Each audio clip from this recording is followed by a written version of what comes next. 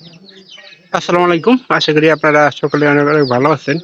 তো ইনশাআল্লাহ আল্লাহর রহমতে আমি অনেক ভালো আছি। তো আজকের আবার নতুন একটা কবুতরের ব্লগ ভিডিওতে আপনাদের স্বাগতম। যারা চ্যানেলটিকে সাবস্ক্রাইব করে দেননি, দয়া করে সাবস্ক্রাইব করে দিবেন এবং কি পাশে থাকা বেল আইকনটি অন করে দিবেন। পরবর্তীতে আমার এই সকল নতুন, নতুন গ্রামের ব্লগ ভিডিওগুলো পাওয়ার জন্য। তো যাতে করে কেউ মিস না করে সেই জন্যই কিন্তু ব্লগ ভিডিওটা করা। আমি প্রতিনিয়ত আপনাদের আপডেট ভিডিও দেখানোর জন্য ভিডিওটা করে থাকি। তো যাতে করে একটু মিস না করেন সেই জন্য কিন্তু আমি সম্পূর্ণ ভিডিওটা কবুতরের করছি। আজকে এই যে দেখেন, আমরা ভাবছিলাম যে এই যে আমার এই যে টঙ্করে বাচ্চা মান দুইটা পড়ছে। তো পরবর্তীতে আমরা যাই দেখলাম আসলে বাচ্চা দুইটা না, এর ভিতরে একটা বাচ্চা আছে। আজকে বৃষ্টি ছিল তো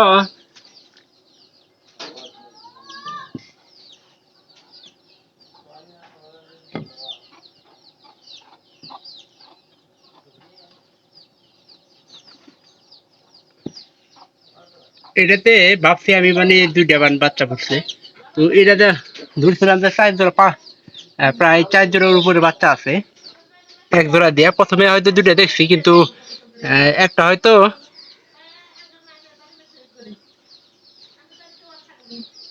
হয়তো মনে করেন যে আপনার হয়তো এই যে ইঁদুর থাকে মাঝে মাঝে, এগুলাই খায়া থাকে, বা হয়তো নিচে পড়ে গেছে গা, এটা হইতে পারে। তো আমি তো মনে করছিলাম যে ওই ঘরে আসলে দুইটা বাচ্চা হয়েছে, কিন্তু এখান থেকে একটা বাচ্চা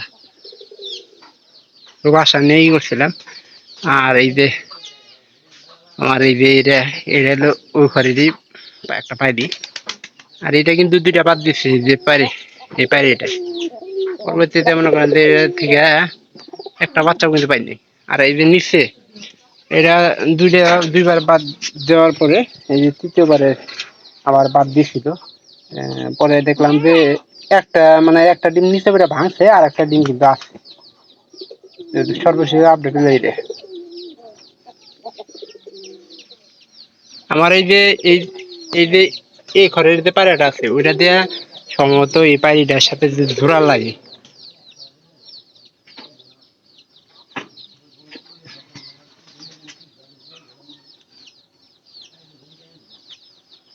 এই যে দেখেন পায়রিটা প্রায় খাবারের সময় খালি একটু বাইরে, আর সবসময় কিন্তু মনে করেন যে ঘরের ভিতরে থাকে, কারণ পাখাটা যদি মানে খোলা থাকতো তাহলে কিন্তু উঠতে পারতো, সেক্ষেত্রে কিন্তু সবচেয়ে বেশি ভালো হইতো। পাখাটা যেহেতু বন্ধ সেহেতু মনে করেন যে একটু এরকম হবে। এই যে দুপুরে দেখলাম, দুপুরে তখন খাবার টাবার দিন, তখন মনে করেন যে কবুতর ঘরে যাবো পরে আমি যেহেতু খাবারের এলাকায় সংকট দেখা দিচ্ছে, আর ভুট্টা এরপরে থেকে বেশি করে রাখা লাগবে, কারণ এর আগে কবুতর কম আসছিল, ভুট্টা বেশি করে রাখছি, কবুতরের খাওয়ার সাথে পারে না। আর শিপনের একটা বদাপাস আছে, সিজনের সময় কিন্তু কবুতর খায় না, তারপরে নিচে এগুলা দিয়া রাখে, পরে অন্য মনে করেন যে আহ,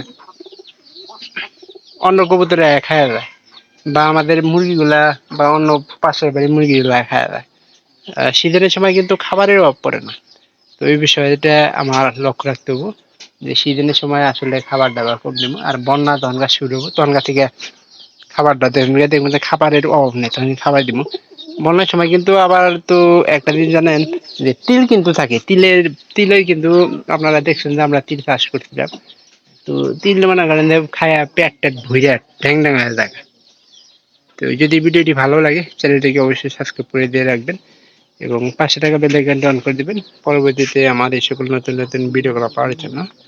তো সবাই ভালো থাকেন, সবাইকে ধন্যবাদ। দেখা হবে পরবর্তীতে অন্য কোনো নতুন ব্লগ ভিডিওতে। ধন্যবাদ সবাইকে।